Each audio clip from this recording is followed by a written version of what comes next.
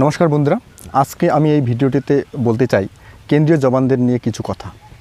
তো ভোটের পরবর্তী সময় এবং পূর্ববর্তী সময় নিয়ে একটু আলোচনা করব। ভোটের পূর্ববর্তী সময়ে কেন্দ্রীয় জওয়ানরা পশ্চিমবঙ্গে এসেছিলেন যাতে ভোট ভালোভাবে সুস্থ মতো হয়, কিন্তু একটা কমিউনিটির প্রায় সব লোক কেন্দ্রীয় জওয়ানদের বিরোধিতা করেছে সব সময়।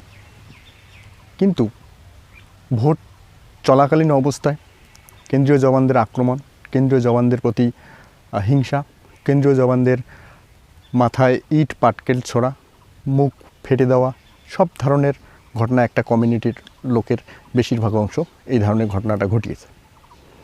এটা হলো ভোট পূর্ববর্তী সময়।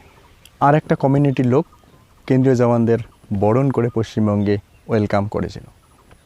আর বিভিন্ন উৎসবে তারা, দোল উৎসব এবং হোলিতে তারা বিভিন্ন উৎসবে আর একটা কমিউনিটির লোক কেন্দ্রীয় বাহিনীর সঙ্গে একসঙ্গে উৎসব পালন করেছিল। আর একটা কমিউনিটির লোক কি করেছিল, কেন্দ্রীয় জওয়ানদের ইট পাটকেল দিয়ে তারা মাথা ফেটে, মুখ ফেটে দিয়ে তারা পশ্চিমবঙ্গে বরণ করেছিল। আজ সেই কেন্দ্র বাহিনীর জওয়ানরা ভোটের পরবর্তী সময়ে সেই কমিউনিটিকে প্রোটেক্ট করতেছে। এই যে কমিউনিটির কিছু লোক ভারতবর্ষের সম্পর্কে একটা জেহাদি মনোভাব তারা তৈরি করেছে, ভারতের বিরোধিতা করতে শিখেছে। তাই এই কেন্দ্র বাহিনী জওয়ানদের আজকে যে ভূমিকা, তারা এলাকায় এলাকায় ঘুরে সেই কমিউনিটিকে আজকে রক্ষা করতেছে। আমি সেই কমিউনিটিদের বলতে চাই যে তোমরা যেভাবে কেন্দ্রীয় জওয়ানদের আক্রমণ করেছিলে, আজ সেই কেন্দ্রীয় জওয়ান তোমাদের পাশে রয়েছে এবং এলাকায় এলাকায় রুট মার্চ করে তোমাদের রক্ষা করতেছে। সেই কমিউনিটিকে ইন্ধন দিয়েছে কিছু শিক্ষিত লোক,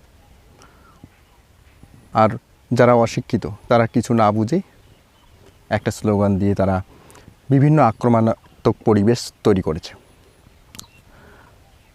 কেন্দ্রীয় জওয়ানদের প্রতি যে একটা হিংসাত্মক মনোভাব তারা তৈরি করেছে এবং সেটা ভারত বিরোধী মনোভাব, ভারতের বিপক্ষে তারা সচরাচর এই ধরনের ঘটনা তারা করেই আসছে।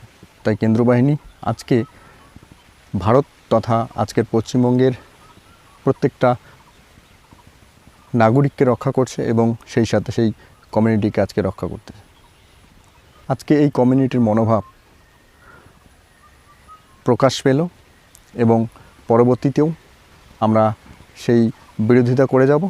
কিন্তু আমি কোনো পলিটিক্যাল পক্ষ নিয়ে বলছি না। আমি আজকে কেন্দ্র বাহিনীর যে অবদান তোমরা দেখতে পেলে এবং কেন্দ্র বাহিনীর যে ব্যবহার এখন দেখতে পাচ্ছ তোমাদের কাছে, আমি এই বার্তাটাই রাখলাম।